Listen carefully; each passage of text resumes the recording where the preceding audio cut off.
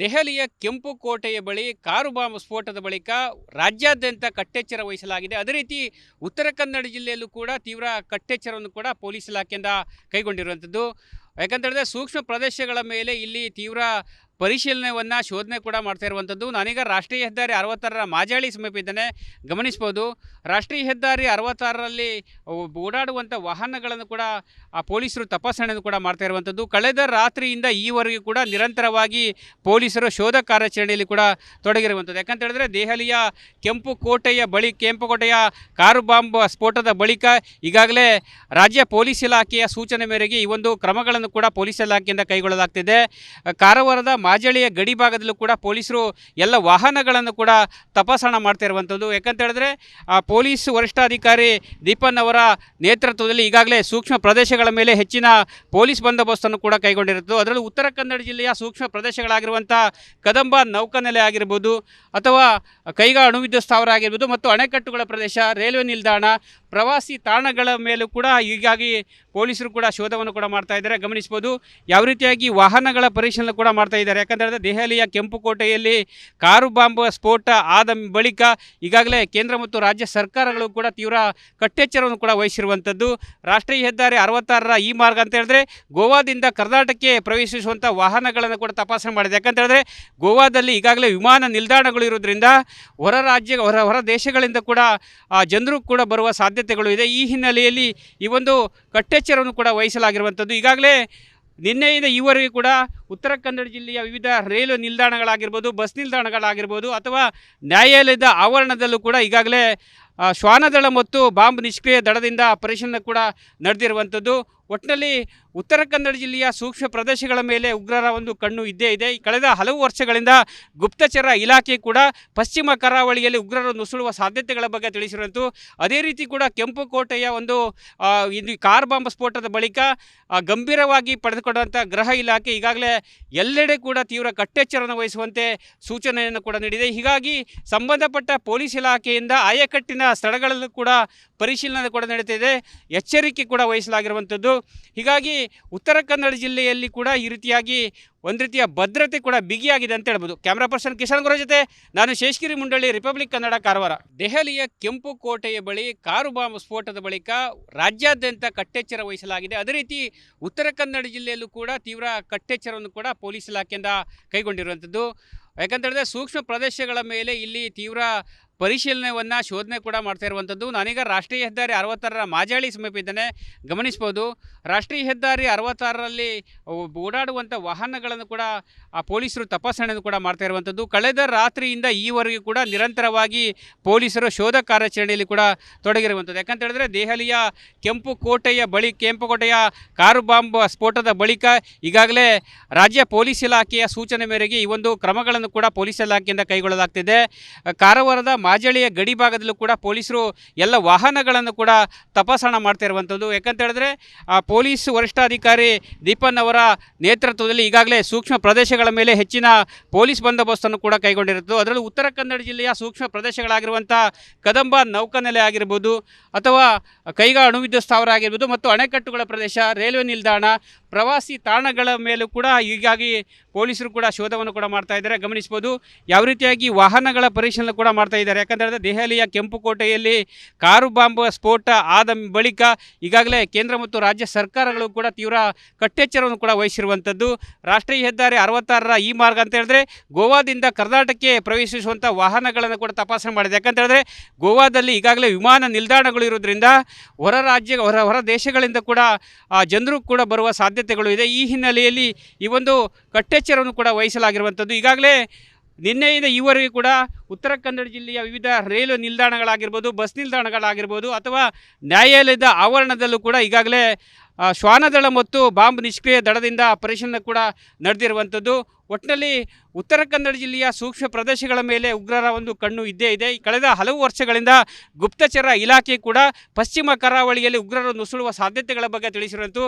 ಅದೇ ರೀತಿ ಕೂಡ ಕೆಂಪು ಕೋಟೆಯ ಒಂದು ಇದು ಕಾರ್ ಬಾಂಬ್ ಸ್ಫೋಟದ ಬಳಿಕ ಗಂಭೀರವಾಗಿ ಪಡೆದುಕೊಂಡಂಥ ಗೃಹ ಇಲಾಖೆ ಈಗಾಗಲೇ ಎಲ್ಲೆಡೆ ಕೂಡ ತೀವ್ರ ಕಟ್ಟೆಚ್ಚರವನ್ನು ವಹಿಸುವಂತೆ ಸೂಚನೆಯನ್ನು ಕೂಡ ನೀಡಿದೆ. ಹೀಗಾಗಿ ಸಂಬಂಧಪಟ್ಟ ಪೊಲೀಸ್ ಇಲಾಖೆಯಿಂದ ಆಯಕಟ್ಟಿನ ಸ್ಥಳಗಳಲ್ಲೂ ಕೂಡ ಪರಿಶೀಲನೆ ಕೂಡ ನಡೀತಿದೆ, ಎಚ್ಚರಿಕೆ ಕೂಡ ವಹಿಸಲಾಗಿರುವಂಥದ್ದು.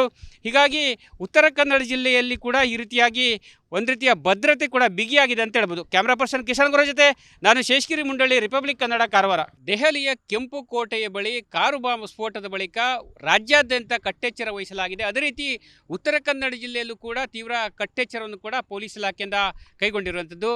ಯಾಕಂತ ಹೇಳಿದ್ರೆ ಸೂಕ್ಷ್ಮ ಪ್ರದೇಶಗಳ ಮೇಲೆ ಇಲ್ಲಿ ತೀವ್ರ ಪರಿಶೀಲನೆಯನ್ನು ಶೋಧನೆ ಕೂಡ ಮಾಡ್ತಾ ಇರುವಂಥದ್ದು. ನಾನೀಗ ರಾಷ್ಟ್ರೀಯ ಹೆದ್ದಾರಿ 66ರ ಮಾಜಾಳಿ ಸಮೀಪ ಇದ್ದೇನೆ, ಗಮನಿಸ್ಬೋದು. ರಾಷ್ಟ್ರೀಯ ಹೆದ್ದಾರಿ 66ರಲ್ಲಿ ಓಡಾಡುವಂಥ ವಾಹನಗಳನ್ನು ಕೂಡ ಪೊಲೀಸರು ತಪಾಸಣೆಯನ್ನು ಕೂಡ ಮಾಡ್ತಾ ಇರುವಂಥದ್ದು. ಕಳೆದ ರಾತ್ರಿಯಿಂದ ಈವರೆಗೂ ಕೂಡ ನಿರಂತರವಾಗಿ ಪೊಲೀಸರು ಶೋಧ ಕಾರ್ಯಾಚರಣೆಯಲ್ಲಿ ಕೂಡ ತೊಡಗಿರುವಂಥದ್ದು. ಯಾಕಂತ ಹೇಳಿದ್ರೆ ದೆಹಲಿಯ ಕೆಂಪು ಕೋಟೆಯ ಕಾರು ಬಾಂಬ್ ಸ್ಫೋಟದ ಬಳಿಕ ಈಗಾಗಲೇ ರಾಜ್ಯ ಪೊಲೀಸ್ ಇಲಾಖೆಯ ಸೂಚನೆ ಮೇರೆಗೆ ಈ ಒಂದು ಕ್ರಮಗಳನ್ನು ಕೂಡ ಪೊಲೀಸ್ ಇಲಾಖೆಯಿಂದ ಕೈಗೊಳ್ಳಲಾಗ್ತಿದೆ.